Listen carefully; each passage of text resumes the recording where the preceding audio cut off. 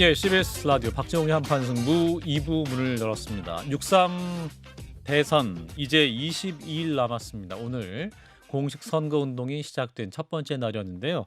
더불어민주당 이재명 후보는 오늘 광화문에서 선대위 출정식을 갖고 첫 메시지를 냈습니다. 현장 화면을 듣고 민주당 선대위를 만나겠습니다. 내란의 종식과 위기 극복은 그 첫걸음에 불과합니다. 우리가 꿈꾸는 나라는 내란 이전의 그 대한민국이 아닙니다. 그 대한민국을 넘어서 회복을 넘어서서 신문명 시대 세계 표준으로 거듭날 나라, 먹사니즘의 토대 위에 잘사니즘으로 세계를 주도하는 진짜 대한민국이 우리가 만들어갈 대한민국 아니겠습니까? 예, 더불어민주당 이재명 대선 후보의 출정식 메시지 한 장면을 들으셨습니다. 그럼 이어서 더불어민주당 상임 공동선대위원장이시죠, 김민석 의원을 연결하겠습니다. 의원님 나와 계시죠? 네, 안녕하세요. 예, 의원님. 오늘 이제 공식 선거 운동이 시작이 됐습니다. 첫 광화문 유세 출정식 현장 저희가 들어봤는데 오늘 분위기 어땠습니까? 아, 뜨거웠습니다. 예, 선거가 시작되는 날이기 때문에 그렇기도 했고, 예, 또 이재명 후보에 대해서 지금 어쨌든 현재 국민의 기대가 높지 않습니까? 예, 그리고 그 안전에 대한 우려도 있는 상황이어서 음, 이재명 후보의 이제 출정을 기대하고 축하하고 또 함께하는 뭐 그런 의미에서 현장은 굉장히 뜨거웠습니다. 예. 또 이재명 후보의 목소리 자체도 굉장히 힘이 있었고 유권자들 향한 음성이 잘 들렸던 날이었는데, 자 일단 이재명 후보 선대위에서 가장 우선순위로 제 첫 번째 과제로 꼽는 화두는 뭔가요? 선거의 화두는 역시 내란 극복, 위기 극복, 그리고 그 진짜 대한민국의 건설 이런 것이 되겠죠. 예, 지금 결국은 계엄 군사 쿠데타로 인해서 음, 대통령이 파면되면서 생긴 대통령 선거 아니겠습니까? 예, 그러면서 경제와 민생이 어려운 국제관계 속에서 굉장히 험로에 지금 처해 있기 때문에 음, 한편으로는 이것을 극복하면서 원래는 선진국의 초입에 들어가서 이제 안착하려고 했던 대한민국 호가 흔들리고 있기 때문에 예, 위기를 극복하면서 더 나아가서 도약하는 그런 기틀을 잡아야 한다라는 큰 방향을 설정하고 있고요. 예, 선거 운동만 놓고 본다면은 이제 현실적으로 이재명 후보가 후보의 경쟁력에 있어서는 상당히 앞서는 것으로 대부분 자타가 평하고 있는 상황이어서 예, 최근에 저희 내부적으로는 음, 후보의 안전 문제에 음. 대한 제보가 워낙 많이 들어오고 있어서 사실은 그에 대한 걱정도 있고 그래서 그 부분도 바짝 신경 쓰는 이슈 중에 하나입니다. 예, 의원님 방금 말씀하셨습니다만 후보의 안전 문제. 사실은 오늘도 이재명 후보가 방탄복 조끼를 입고 또 출정식에 나서는 장면이 화제가 되기도 했었습니다. 말씀하신 대로 뭐랄까요? 어떤 이재명 후보에 대한 신변 위협에 대한 제보가 실체적 위협으로 좀 등장하고 있는 상황인가 봅니다. 네, 실제로 그 계엄 이후에 그때 동원됐던 여러 병력 가운데 일부가 예, 아직도 다 이렇게 확인되지 않고 어, 음, 그 있다.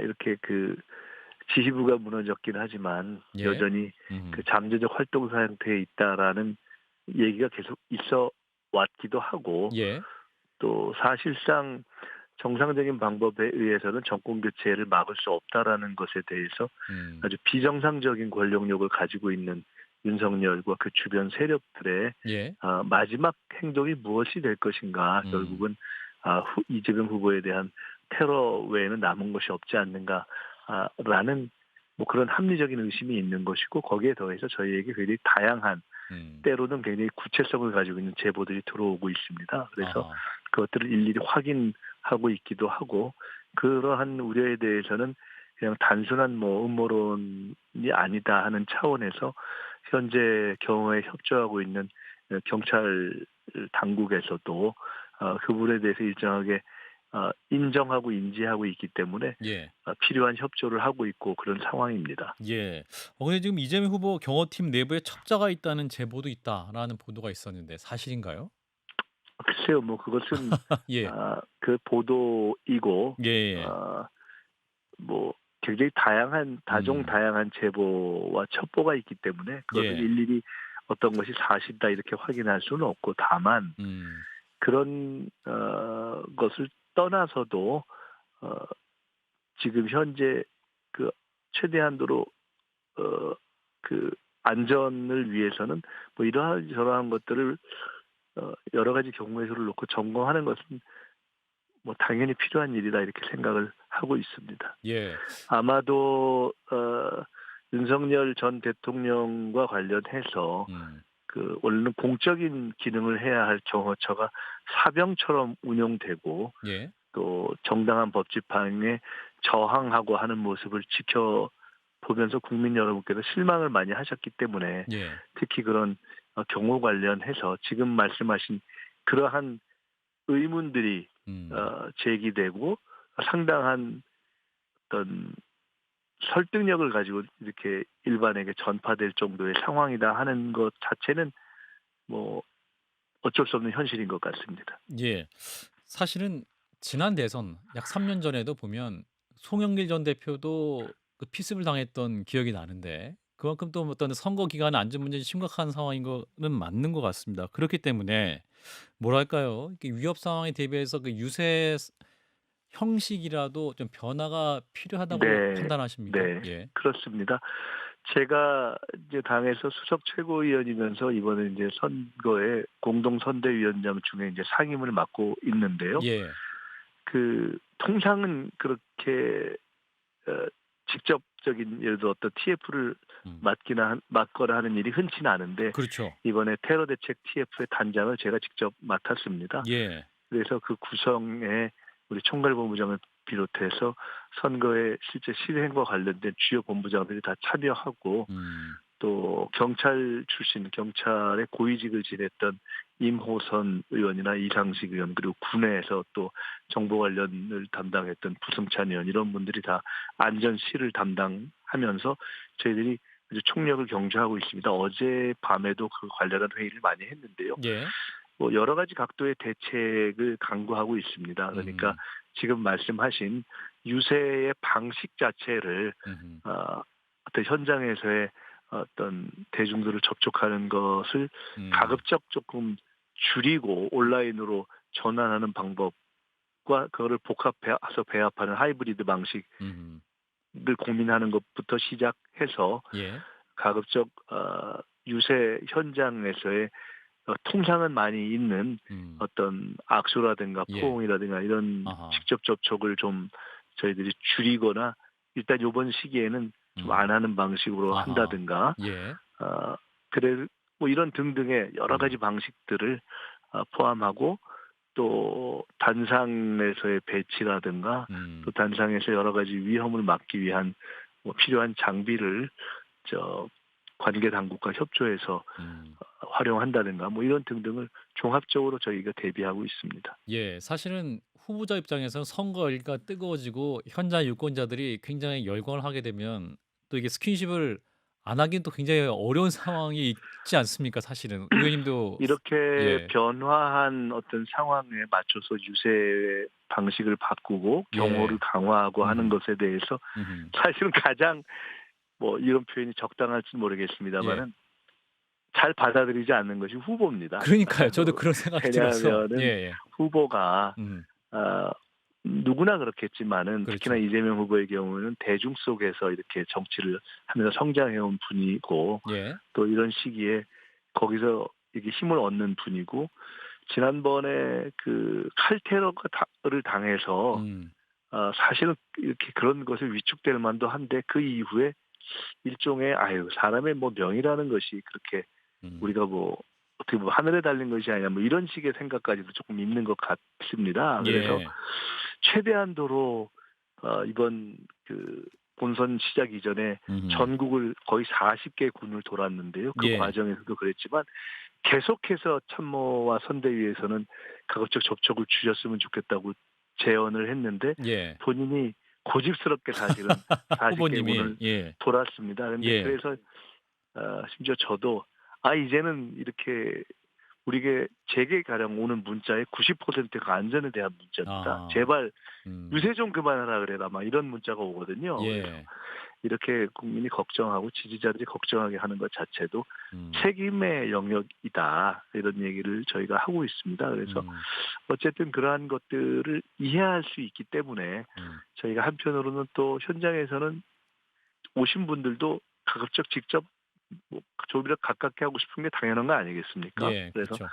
그것과 안전의 어떤 필요 이런 것들을 적절하게 조화하는 선에서 음흠. 저희들이 해법을 찾고 있습니다. 예.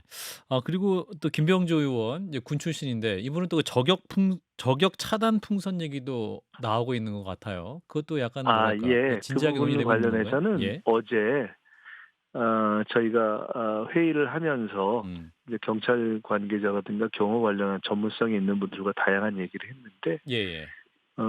원래는 이제 어떤 건물에서 원거리 저격이 하나가 문제가 되는 것이고 또 근거리 테러가 문제되는 것인데 예.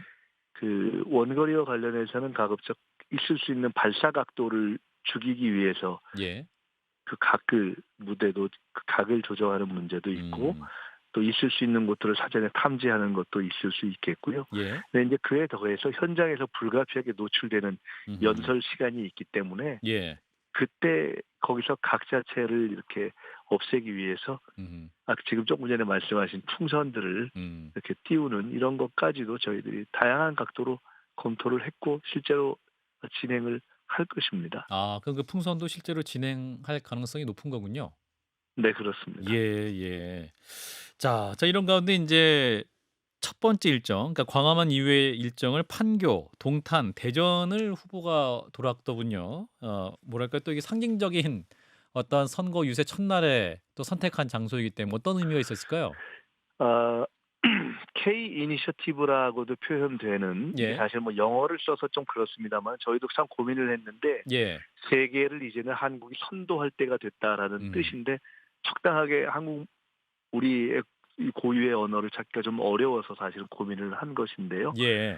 이제는 한류뿐만 아니라 여러 가지가 이제는 우리가 모방자, 추격자에서 창조자, 선도자로 가고 있는 입장이기 때문에 예. 그러한 어떤 것을 상징하는 곳들을 연결하는 예. 지금 이제 말씀하신 장소들이 다 동탄으로부터 쭉 대전까지 이어지는 장소들이 우리 IT나 반도체나 또는 과학기술의 현재와 미래를 상징하는 곳들이어서 예. 오늘은 첫 시작을 그렇게 좀 미래에 대한 희망적인 비전이 담겨 있는 장소들을 연결하는 벨트로 시작해보자 예. 하는 의미에서 그렇게 첫 유세 일정을 잡았습니다. 물론 제일 처음에 출정식을 한 광화문은 빛의 혁명을 잇는 빛의 선고로 만들자 하는 뜻에서 이번에 그 힘을 모아주신 국민들이 가장 많이 모이셨던 광화문에서 출정하는 것이 도리다 하는 생각에서 그렇게 시작을 그곳에서 한 것입니다. 예. 그렇군요. 자 이런 가운데 인제 그 세종 행정수도 완성이라는 내용도 포함되어 있었습니다. 그래서 인제 이번에 후보도 이 세종 이전 문제에 대해서 굉장히 진지하게 말씀했기 때문에 이번엔 정말로 진지하게 이루어지는 것이냐. 어떤 세종으로의 대통령 집무실도 옮겨지는 것이 확실한 것이냐. 뭐 이런 궁금증도 많이 가지시더군요. 이렇게 보시면 될 것 예. 같습니다. 행정수도의 이전이라는 접근법은 예. 사실은 그 관세법법이라는 그렇죠. 논란은 있지만 어쨌든 헌법재판소가 한번 결정을 했던 그 결정으로 해서 헌법 자체를 손을 봐야 최종 논란이 마무리가 되는 사안입니다. 예. 행정수도 이전은. 그러나 대통령 집무실은 현재에도 이미 그 세종에 정부청사도 있고 국회와 대통령 집무실이 만들어질 공간도 있고 이미 진행 예를 중인 들어 것도 있죠? 네, 그렇습니다. 예. 분산돼서라도 사용돼야 되는 것이어서 네. 대통령 행정수도의 완전한 이전에 그 전이라도 아하. 대통령 1집무실, 2집무실 또는 뭐 서울 집무실, 세종 집무실 뭐 국회가 마치 서울의사당, 세종의사당 있는 것처럼 가능한 것이기 때문에 예. 최종 결정은 국민의 뜻을 그 시점에 묻더라도 아하. 현재의 시스템 하에서도 일을 할 수 있는 것이어서 예. 경우에 따라서는 전체가 이동할 수 있을 정도의 틀과 어떤 크기와 뭐 이런 여러 가지를 갖춘 집무실을 만드는 것은 필요하다 이렇게 보고 있고요. 그건 뭐 국회도 마찬가지입니다. 그래서 임기 안에 적어도 집무실을 완성하고 그곳에서 여러 가지 필요와 환경이 갖춰진다면 전적으로 집무를 할 수 있는 것도 만들겠다 하는 것이 저희의 생각입니다. 예. 아 그리고 또 이재명 후보 역시 그 어떤 세종으로 이전 문제는 또 국민적 합의가 있다면이라는 전제도 달았기 때문에 어떠한 전제가 있지만 예. 그 전제를 국민들께서 생각하셔서 판단하셔서 이것이 충족시켜 주신다면 충분히 그 뜻을 따르는 것이 옳다라고 판단하고 있기 때문에요. 예. 저희는 기본적으로 뭐 생각이 없다면 아예 그것을 여쭤볼 필요가 없지 않겠습니까? 예예. 긍정적으로 열어놓은 전제 하에서 말씀드리고 추진하려고 하는 것입니다. 예. 이제 오늘 광화문 출정식 연설을 들어보니까요. 뭐랄까 지난 대선 패배에 대한 반성도 있었고 실패를 되풀이하지 않도록 더 지독하게 준비했다. 또 이런 말씀도 있었습니다. 근데 의원님이 또 옆에서 지켜보시고 책도 쓰셨기 때문에 뭐랄까요. 지난 대선과 지금의 이재명 후보는 가장 핵심적으로 또 어떤 부분이 좀 달라지셨다고 느끼십니까? 글쎄요, 뭐 어떤 분들은 농담처럼 이렇게 예. 말씀하시더라고요. 몇 년 전에 비해서 얼굴이 좀 변한 것 같다. 얼굴이요? 야, 그러니까 이제 그것은 훨씬 더 음. 안정감이 좀 아, 예. 붙은 거 아니냐라는 말씀들을 많이 하십니다. 예. 아무래도 그렇겠죠. 그러니까 워낙 그 사이에 험한 일을 많이 겪었고 뭐 거의 사실 뭐 사경에는 죽음 직전에 가는 칼퇴로까지를 이겨낸 것 아니겠습니까? 불과 1년 전입니다. 예. 네, 그래서 그런 과정에서의 인간적인 안정감도 더 생긴 것 같고 정책에 있어서의 안정감도 더 생긴 것 같습니다. 여러 가지 정책들을 이렇게 지향하는 바들을 현실에 맞춰서도 안정화시켰고 그래서 지금 뭐 보시면 아시겠지만 저희 당만 해도 당이 선거를 어떤 접근하는 자세라든가 준비라든가 또는 의원들의 각오 이런 것도 지난 선거에 비해 보면 훨씬 탄탄하게 안정적으로 준비를 해가고 있다라고 말씀을 드릴 수 있을 것 같고요. 물론 그럼에도 불구하고 부족한 것이 있지만 예. 그러한 제일 큰 것은 무엇보다도 나라가 어렵기 때문에 저희가 바짝 정신을 차리지 않으면 불과 20여일 남은 선거를 치르고 인수위도 없이 그렇죠. 이제 새로운 정부가 저희들이 만약에 책임을 맡게 된다면 예. 일을 해야 되는 건 아니겠습니까? 그렇기 때문에 굉장히 이제 긴장을 놓지 않고 집중력을 가지고 선거를 치러야 된다 이런 생각을 하고 있고 무엇보다도 그런 어떤 긴장감을 가지고 있는 제일 큰 책임감은 이재명 후보 본인에게 있겠죠. 예. 아마 그러한 책임감의 현실적 무게를 느끼는 강도가 과거에 비해서 훨씬 강해진 것이 아닌가 이렇게 생각합니다. 예. 자, 이제 지난 주말에 진통 끝에 국민의힘의 대선 후보가 김문수 후보로 최종 확정이 됐습니다. 그래서 김문수 후보, 개혁신당 이준석 후보, 이제 이재명 후보와 함께 큰 틀에서 3자 구도로 대진이 짜여졌다라고 평가가 내려지고 있는데, 근데 위원장님께서 김문수 후보를 향해서 공개 질의를 하셨어요. 윤 전 대통령과의 관계에 대해서 어떤 맥락으로 질문하신 걸까요? 근데 이제 사실은 그것을 제가 이제 몇 가지 포인트를 질의를 했지만 예. 그 질의가 굳이 필요 없었던 것이 아닌가 싶을 정도로 윤석열 전 대통령이 알아서 정리를 해버렸어요, 그냥. SNS의 지지 그러니까 선언과 동시에. 네네, 그 쉽게 말해서 그렇지, 맞아. 김문수 후보가 원래 윤석열 사람이지, 라는 것을 그냥 확인시켜줘 버렸기 때문에, 예. 사실은 우리 정치의 스펙트럼으로 놓고 볼 때는, 예를 들어, 진보, 보수, 뭐 중도 이런 걸 놓고 볼 때 1에서 10 이렇게 본다면 가장 극우에 있는 정치 노선을 갖고 계신 분 아닙니까? 예. 가령 뭐 백범 김구 선생의 국적이 중국이다. 예. 뭐 일제시대 때는 우리의 국적이 일본이었다부터 시작해서 사실은 아주 극우적인 뉴라이트 정치 노선을 갖고 계시고 그리고 윤석열 대통령 전 대통령과 관련해서도 계엄 쿠데타 문제에 대해서도 처음부터 사실은 뭐 별로 그에 대해서 반성의 언어를 쓰거나 뭐 이런 적이 없는 분이어서 예. 이번에 후보가 안 될 뻔했다가 될랑말랑했다가 이렇게 회복되는 과정에서 혹 반윤 아닌가 싶은 착시 현상이 몇 시간 있긴 했지만 예. 사실은 본질적으로 누구보다도 강한 친윤 후보이고 윤석열 아바타라고도 평가되는, 거기에다가 심지어 전광훈 아바타라고도 평가되는 그런 독특한 음. 극우적 스펙트럼을 갖고 계신 분이어서 예. 그런 것 등등에 대해서 이제 후보로 확정됐기 때문에 음흠. 좀 명료하게 밝혀주시는 것이 좋겠다 하는 공개 질의를 했던 거고요. 예. 근데 그에 대한 답을 듣기 전에 그냥 윤석열 전 대통령이 한 방에 정리를 해버려서 김문수 후보의 정치적 정체성은 어떻게 보면 윤석열 또는 전광훈과의 음. 독일체로 정리가 된 것 아닌가 생각합니다. 예, 오늘 이제 김문수 후보가 선거의 첫 메시지로 경제를 살리는 대통령이 되겠다. 풍요롭게 하는 것이 진보이지 가난하게 하는 것이 진보인가. 가짜 진보를 확 찢어버리고 싶다. 나와 내 측근은 단 한 사람도 수사받은 사람 없다. 뭐 이렇게 비판의 언어를 강력하게 말을 했는데 의원님께서 이 언어는 어떻게 들으셨습니까?